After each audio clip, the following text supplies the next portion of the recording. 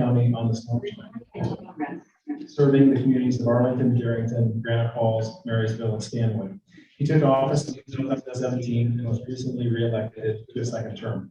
Nate's priorities include fiscal responsibility, economic growth, and public safety. He and his wife Savannah live here in Arlington and recently welcomed a newborn daughter to their growing family. Welcome, Nate.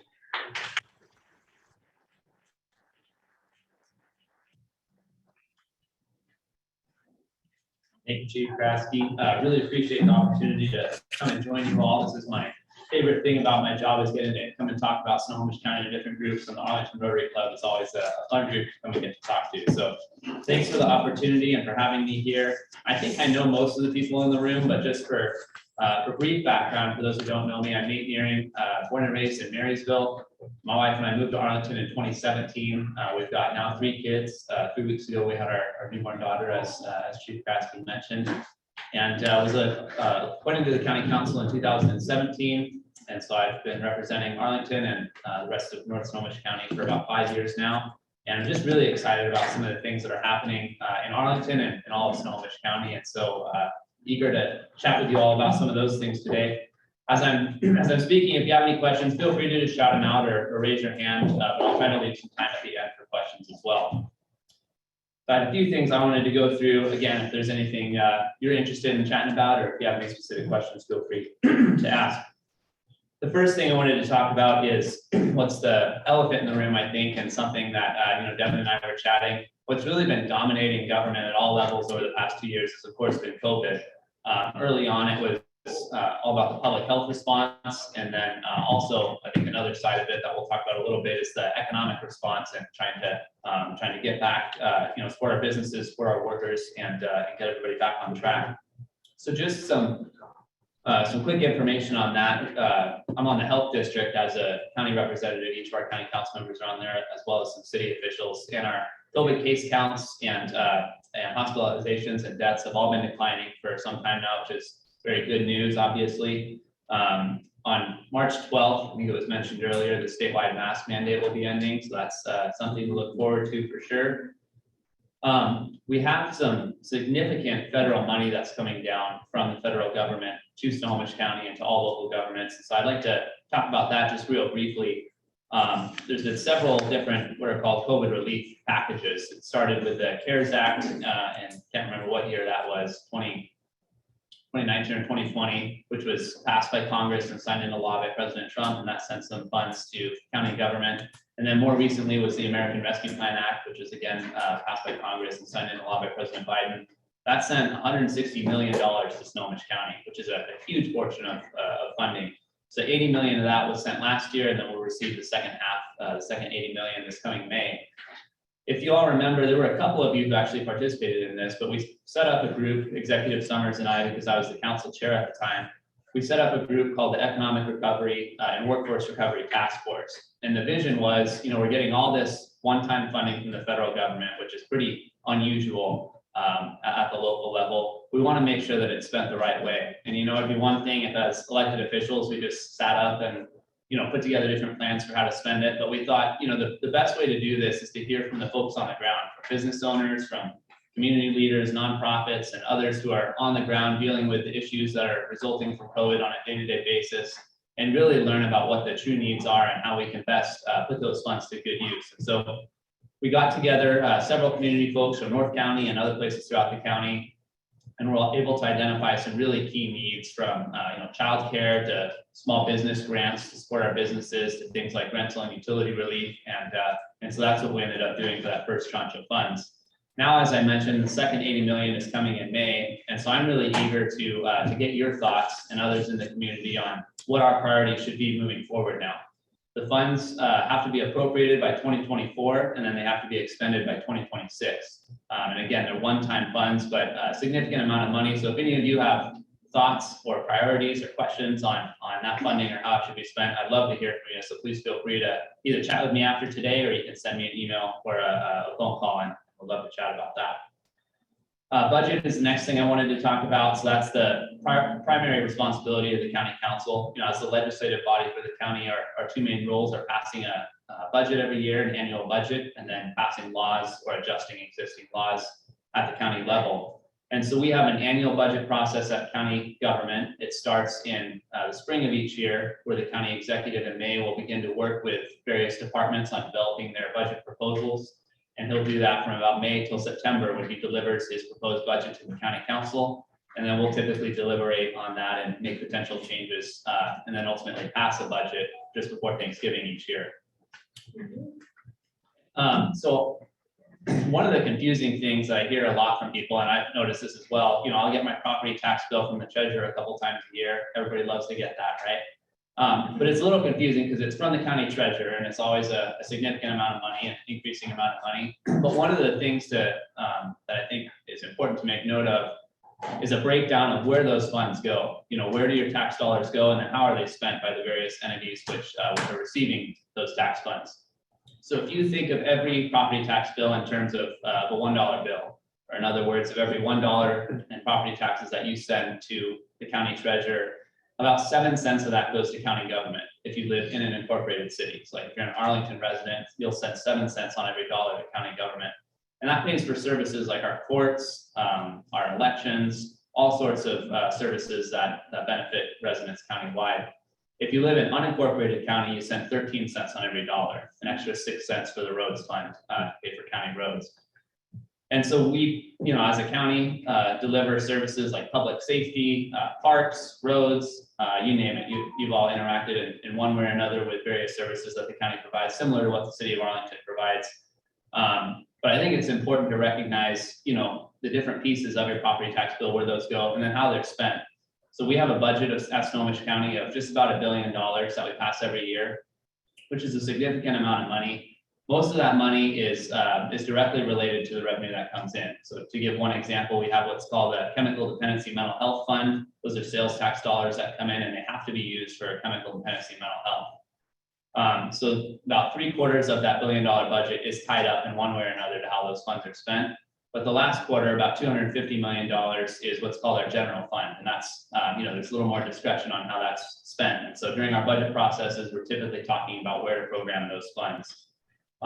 One of the things that I'm most proud of since joining the council about 5 years ago is for the first 4 years of my tenure on the county council, we've been able to pass balanced budgets with no property tax increases. It doesn't mean that your property tax bill hasn't increased. It just means that county portion, that 7 cents, was not raised. This last year, there was a property tax increase on a 3-2 vote. I voted against that increase, but a 2.5% property tax increase, again, on that 7 cents of your bill. In our most recent budget, the biggest highlight, I think, was body cameras for sheriff deputies. A lot of cities and counties throughout the state and throughout the country, I think, are moving in this direction. It's something that citizens are calling for, our law enforcement are calling for. And so we were glad to be able to make that investment and get all of our deputies equipped with body cameras. One interesting note about body cameras is, the cameras themselves, the apparel is not all that expensive, but the people it takes to operate a body camera system, from our public records people for when anybody requests, footage or recording of the body cameras, to folks in our prosecutor's office or public defender's office, because anytime there's a court case, both sides are gonna want to see the video footage, and so we need staff to be able to go through every second of any related footage. And so it's very expensive to pay for body cameras, but it's something that the community certainly desires and law enforcement desires, and so that's something that we move forward with. I'll also note one interesting thing for our budget. For those who are interested, I'm kind of a budget nerd, so others may not be as interested in this, but what we did a few years ago is we created what's called an online budget tool. So if you go to our county council website, if you just Google Snohomish County Council, it'll be on one of the tabs there called the online budget tool.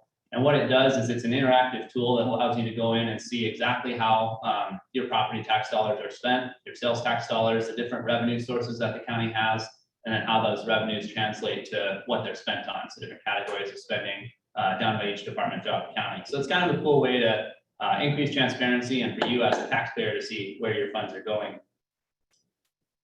North County investments, we had some really cool investments in North County in this last budget that I want to talk about. And I'll start before I get to this by just saying how great of a partner the city of Arlington has been. Both the city and the school district and the fire department and everybody else has just been tremendous partners, which is really great. When I first came into office, one of the things I learned really quickly is that nothing of substance happens without great partnerships. there's very little that happens in government if you're just one entity working on your own. You really have to work together with city partners, state partners, and community organizations and others if you want to get anything done for the community, which is so important, whether it's going and getting state or federal funding or just starting up various community programs. And so I feel really blessed to get to represent the city of Arlington because they're Mayor Tolbert and the city council, and like I said, the school district and fire district all do just really phenomenal work. And so I feel blessed to represent the area, but also be a resident of Arlington myself. So a couple examples of investments into North County. Howler Park improvements. This is a project that the city is working on. The county was able to contribute $50,000 toward that. In Darington, Old School Park is something that the town of Darington is working on, and so we're also contributing to that. The Veterans Memorial is something that we've been working on for a couple of years, Executive Summers and I at the county. We have a lot of different memorials throughout Snohomish County, but we don't have anything in North County. That's county, cities might have them, but our county government doesn't have anything in North County, and we don't have anything specific to post 9/11 veterans or those who are lost in service. And so what we're planning is to unveil a Veterans Memorial at the Howler Bridge, the county portion of the Howler Bridge, and so that'll be a Veterans Memorial Bridge. The plan is to do that this coming Memorial Day, and so hopefully that'll keep on track, but I'm really excited about that project, and I know a lot of our families are as well. Kayak Point Park, some of you may have read recently in the news that that's going to be closing later in the summer for some improvements. There's a $2.6 million investment going in there, which is really exciting. I think that's our most used park in the county. I know I take, my wife and I take our kids out there pretty often, and it's a great area. So it'll be cool to see those improvements once they're done. The SR 530 slide memorial is something that families have been working on in that area since the slide occurred. They've done a great job of raising money for that. But we're still a little bit short. So through some of the one-time funding we had last year, we were able to invest as a county nearly $5 million to get to where we needed to finish that off. And so we're really excited about that happening. And then Whitehorse Park in Darington is a cool project that the town of Darington has, and we have $1.2 million going toward that. One of the really significant investments that some of you may have heard about recently, and something that I and others in the Arlington area, I know the school district has been really big on this, Snow Isle Libraries and others, is broadband access. So when the pandemic hit, we had the shutdowns. As many of you know who are parents, we had students learning from home. A lot of adults were working from home. Lots of people were doing things like telemedicine. And those things are all really easy if you have reliable internet access. But if you think about families out, in the outskirts of Darington or in the Kayak Point area or in the northern part of the county, Stanwood Bryant Road, there's a lot of gaps in our county where people either have no internet access at all or they have really spotty internet access. And so as you can imagine, that makes it really difficult for kids to do their homework if they're needing internet for that or for adults to work or whatnot. So we've really made a priority of getting reliable internet access to all areas of the county. And Executive Summers and I, along with Councilmember Lowe, formed what's called the Snohomish County Broadband Action Team. And essentially what that does is we work very closely with the State Department of Commerce to get as much data as we can about where the gaps are for internet access in our area, and then go out and try to get state or federal funding that's become increasingly available for these sorts of projects. And so was really excited just a month or two ago, it was announced by the State Department of Commerce that we were successful in our grant application with Ziply Fiber for about a $17 million grant award to build out internet access along SR 530 from Arlington to and including the town of Darington. It's a huge investment. And what was really cool about that was we were the #1 project in the state, is where we ranked. It's about $30 million in total. Ziply's putting in $11 million. I think there's some other federal grants that make up a smaller portion. And then this recent award from the state is $17 million. So that's going to bring internet access to lots of students in the Arlington and Darington School District who didn't previously have it. And we're really excited about that. In addition, I mentioned those American Rescue Plan Act funds, those federal funding.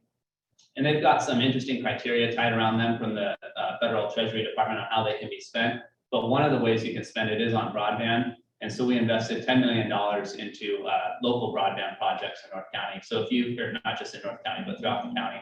So if you live in an area that has spotty access, or you know of others who are needing better internet access, please have them reach out to me, and we'd love to see if we can get them connected to some of the funding which is available. Some other really cool things happening in the economic development arena. This isn't anything new, but I think it's the biggest economic development item happening in Snohomish County recently is commercial air service at Payne Field. Has anybody here had a chance to fly out of Payne Field and Everett? All right, several hands. I have too. What do y'all think of it? Yeah, lots of thumbs up. That's awesome to see. I love it too. I think it's definitely preferable to CTAC. Don't have to battle the traffic. I only have to show up like 15 minutes before my flight, so I can pop right through security. And so it's really cool. And the unique thing about Payne Field is so most airports are publicly owned and operated, right? Like you think of SeaTac and Port of Seattle runs that. But at Payne Field, I believe it's the only of its kind in the entire country where the county owns the land, but we've contracted out the services of the airport or the facility is owned and operated by Propeller, which is a private entity. So it's operated by a public-private partnership. And because we do that, they were able to bring in $40 million of private investment to turn that into the beautiful facility that it is and operates really well. And it's won lots of statewide national awards for excellence. So we're really proud of that airport. We're excited about not just the passenger service it brings, but also economic development opportunities. I can't tell you how many businesses I've talked with in other areas of the state or country or even internationally who have said you have to have an airport to be taken seriously for economic development. So we're excited about that. And I would imagine at some point we're going to see that expanded and see even more flights made available to other parts of the country, which will be really cool to see. The Cascade Industrial Center is something more local here in North County, which I'm excited about. The city's done a great job on that. City of Arlington and Marysville have worked together, and the county has played a role as well in supporting that effort. One of the things about North County, we talk a lot about live, work, and play. And it might not feel this way, but housing is relatively cheaper in North County as opposed to the rest of the county. As I say that, I see houses going for close to $1 million all over the place. So it doesn't feel affordable, and that's something that we certainly want to be working on at the local and state level. But if you compare to other areas of the county, North County is relatively more affordable place. We've got lots of beautiful recreational opportunities that the city offers and the county offers. And I just talked about Kayak Point and Whitehorse Park, and there's lots of other great amenities that we have here in North County. But what we've really been lacking in the past few years has been family wage jobs to offer people who live here and grow up here. About 50% of people who live in Snohomish County commute outside of the county for work. And you can see that on our congested roadways and highways and all that. And so what we want to do is try to bring some family wage jobs to North County so that people can live, work, and play all in their community, or at least have the opportunity to do that if they desire. So we're excited about that. I had the opportunity to tour with Executive Summers Aviation. I know Mayor Tolbert did a great job of working to bring them into Arlington. They're building the world's first, or America's first, I think the world's first fully electric commuter aircraft. And I think they're having their test flight just in the next month or two. And that was really cool to see that sort of innovation and technology happening right here in Arlington.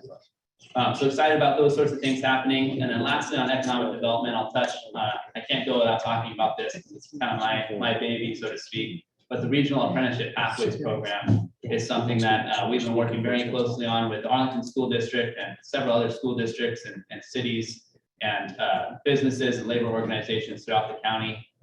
What it is it's an opportunity for high school students throughout Snohomish County to get hands-on training in the skilled trades. So some of you, when you were in high school, may have had the opportunity to take, shop classes or woodworking or whatnot.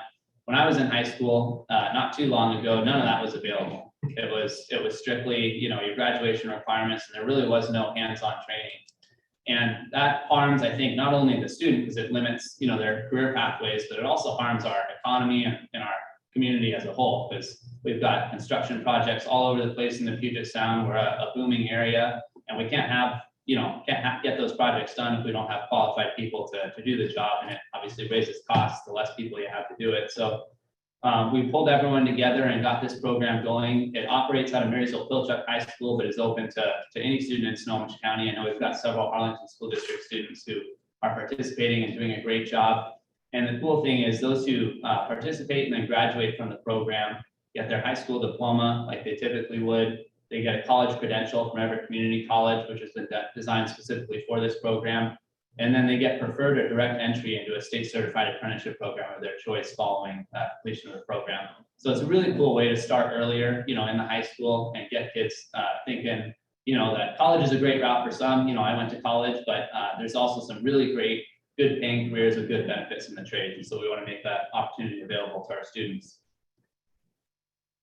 Transportation is something I wanted to touch on. That's something I know everybody's always really eager about. And the state recently passed their next transportation package, kind of a mini package. And so I don't have information on that to share yet, just because it was just passed. I'm not quite sure everything that was included yet. But I can speak to the more distant package, the 2015 Connecting Washington package, which had some great investments for North Snohomish County. And that was before my time, so I can't take any credit for that. But I know Mayor Tolbert, the City of Arlington, and other cities in North County did a great job of lobbying our state representatives to bring some of that funding back home. And I talked earlier about the importance of partnerships. That's just one example of why it's so important. We send a lot of tax dollars to the state and the federal level. And it's critical that as elected officials that we go to our state legislators and our federal representatives and try to work to bring some of those dollars home for local projects. And so 172nd Street has some state funded improvements, about $40 million that I believe is scheduled to start in 2023. Does that sound right? Yeah. 2023. Yeah, I think it starts construction in 2024. Okay, 2024. And then 156th Street, which is going to be a brand new interchange. So we know there's some congestion on 172nd Street. But one of the cool things is we're going to have a brand new interchange on 156th Street. And so, I live at the top of 172nd on the east side of Highway 9, kind of by the North Point shooting range. And so I drive it every day, and it's has some challenges. And so I'm glad that the state is putting some investment in there. But what's also going to be cool is having this alternate interchange. If you're driving north on I-5, past Marysville, coming towards Smoky Point, you'll see the 156th Street Bridge, but there's no interchange access. And so it'll be a full-fledged interchange where you'll be able to get on and off there, and hopefully alleviate some of that congestion at 172nd Street. And that's another about a $40 million project that'll be slated to happen in the next several years here. Locally, we've got some projects too. Community Transit is going to be operating a bus rapid transit line along, I think it starts at State in Marysville and then comes along Smoky Point Boulevard in Arlington. So that'll be a cool opportunity for community transit. And then just last on transportation, we have a group that we formed pretty recently. It's a partnership of counties in the northwest region of the state called the Swiss counties. It's Snohomish, let's see if I can get this right. Snohomish, Whatcom, Island, Skagit, and San Juan counties. So that northwest region of the state. And we've been meeting pretty regularly together to try to work together on getting state and federal funding for joint issues. So that's transportation, behavioral health, broadband, and a whole host of other issues that are common across our counties. And so we figure if we can leverage resources and work together, we have a much better chance of getting those things done. The last thing I wanted to touch on, and then I'll open it up for any questions or comments you all might have, is public safety. So this is, I think, one of the most important roles of local government. It's been a pretty challenging time, I think, for public safety in the last couple of years. We've seen some things happening at the state level that, in my view, have been pretty detrimental to local public safety. Whether it's the Blake decision at the Supreme Court, which more or less legalized drug use throughout the state, or some of the more recent police reform laws, which in some cases I think really handicapped for law enforcement. Those are being corrected, or at least the majority of them are being corrected in this session, which is good. But throughout the last couple of years, we had some of you heard about the defund the police movement nationally. And we did have some of those calls in Snohomish County. We had folks coming to our budget meetings, demanding that we completely eliminate our sheriff's office or defund our police department. And we said, no, we're going to continue funding public safety. We do want to make important changes like bringing body cameras in and doing those sorts of things. And I'm really proud of the job that our sheriff's office has done. And frankly, all of our local police departments, the Arlington PD and all of them throughout Snohomish County of being community minded and really trying to work with the community to keep everybody safe and also to improve transparency. And so glad we've been able to do that. A couple of highlights I'll make about our public safety and social services coordination in North County in particular that I'm really proud of is the first is the embedded social worker program. And I'm probably a broken record on this. I think you've probably heard me touch on this before, but it's a great partnership between the city of Arlington and Snohomish County and the city of Marysville, which ties up police officers with social workers who go out into homeless encampments or areas where folks are struggling, and they work to get people connected to services. So detox, treatment, housing, job training, you name it. And so we've got people working full time on those sorts of things. And I think it's really made a difference. The thing that I found in going out and on ride-alongs with this group and talking with individuals who are struggling with addiction or homelessness or whatnot, is you really need in my view, you really need a tough love approach to make a difference. I think it's important that we lead with compassion, that we have those resources available for people so that if they're willing, they can get back to a healthy and sustainable lifestyle. But I think what we see in some of our cities to the south is, enabling this sort of behavior, and you end up with huge encampments, and drug abuse gets worse. You got mental health issues that are getting worse. Homelessness gets worse. So I think we have to have some accountability built in. And that's exactly what this program does, is you've got the social worker who says, you know, I can get you today into treatment and get you back onto a healthy and sustainable lifestyle. But if, you know, if they are continually led on and the person says, you know, no, screw you, I want to continue stealing from cars or properties to feed a drug habit, then they're going to get arrested and then they're going to get prosecuted. And so I think it's really important that we have that two-pronged approach. In my experience, again, just talking with folks who have been through this, it seems like it's been really successful. And so eager to see that continue. In fact, I just was recently campaigning for this position for a second term, as was mentioned. And I was sign waving one day outside of the Mod Pizza in Marysville on State Avenue. And it was interesting, an employee of Mod came out, walked across the street and said, hey, I went through the embedded social worker program. This is on the Marysville side. But he said, you know what, I would never have gotten clean had I not been arrested and put into jail. And then while I was in jail, I asked for a second chance, and they sent people up to give me that second chance to get me into treatment. But he said, now, I'm clean and sober, I've got a job, I'm back reunited with my family, and none of that would have happened without kind of that tough love approach, which of course leads with compassion. So I'm just really proud of our community, especially in North County here, for supporting that effort. And I think it's better for the individuals who are struggling with those things, and certainly better for our community as a whole. And then just last thing I'll say is we've also been investing pretty heavily as a county in treatment facilities. So we have in downtown Everett on the county campus, you'll see we have a jail diversion center. We have the Carnegie Resource Center, which is kind of the one-stop shop for treatment services. It's open 24/7. The Denny Juvenile Justice Center has been converted, a large portion of it, to 2 16-bed facilities for those in need. And just recently, I attended a ribbon cutting for Home and Recovery Center, which just opened in the Smoky Point area. It's a privately operated deal, but it looks really promising for those who are dealing with behavioral health issues. And so a lot of good things happening there. Certainly a lot of work to be done, both here and throughout our state. But I'm excited about the progress that's being made, and really happy about the partnerships we have. So I'll close on that. I've taken up enough time, but want to be sure to leave a couple minutes here for questions if there are any. Yeah. I have a question, and a comment. I hadn't been down to the courthouse since I retired, which is almost 7 years ago, and went into the courthouse, and of course there was the addition that was added, and I wanted to take a look at that and see what was added, and it didn't look to me like there was a whole lot of courtrooms added, and it got me to thinking that I know there was going to be a whole new facility at one time. I don't know what the plans are in the future for the needs of the county to add to that campus. So maybe you could comment on that, maybe. Yeah, that's a great question. So this was about 5 years ago. One of the hot button issues in county government was what to do with our courthouse. Our current courthouse was pretty aged and didn't have enough room essentially for all of our trials to be taking place. And so the question, and it had been going on for several years, was do we build a brand new courthouse, tear down the existing one, build a new one, or do we renovate it with an addition? And so the cost difference is about $100 million. So it's a significant, difference of opinion there.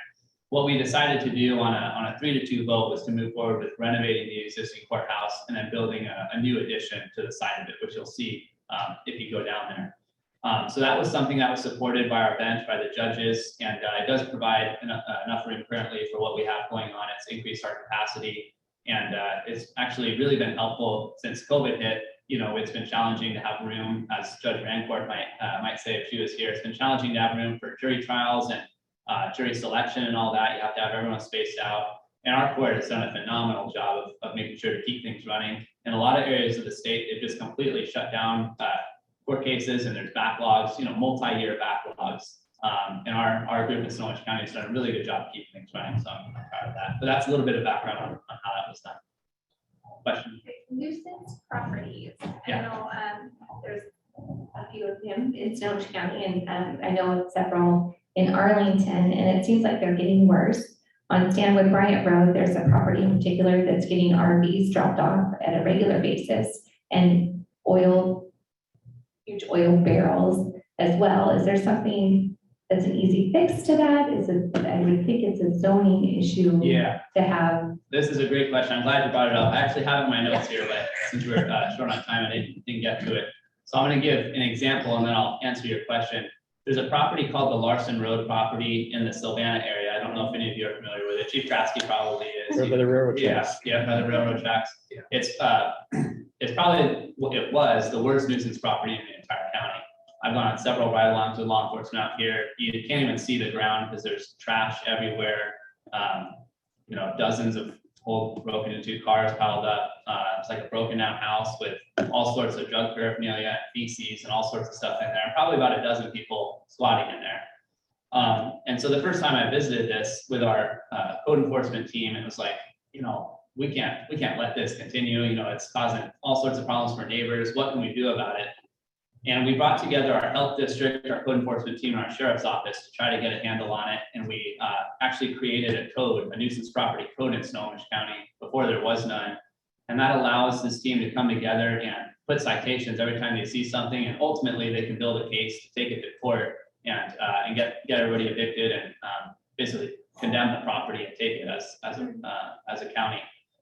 The problem is that's a very lengthy process, and what we would find is what happens with these properties is they're typically bank owned. They'll get foreclosed or whatever, a bank will own it.